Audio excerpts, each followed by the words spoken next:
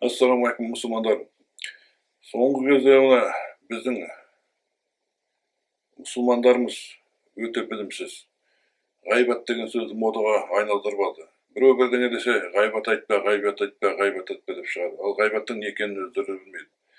Өйткені біздің ұятсыз имамдар, дүмше молдалар жұма намазы кезінде, жұма намазының алдында уағыз айтқанда отырған, мешітте отырған мұсылмандардың бәрін зомбировать етіп, зомби қылып тастаған. Ғайбат деп. Өйткені өздері қорқады олар. Өздері туралы ел жаман айтып қояды екен, өсек айтып қояды екен деп. Сондықтан елдің бәрін ғайбат деп айтпаңдар деп қорқытып тастаған.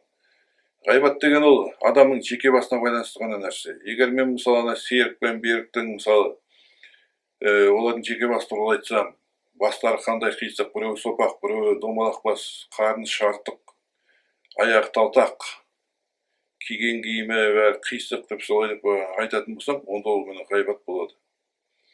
Ал егер мен мұсылмандардың бәрін алдап, адастырып жүрген имамдар туралы айтатын болсам, мұсылмандар солардың артынан еріп кетпес үшін деп. Онда ол ешқандай ғайбаттыққа жатпайды.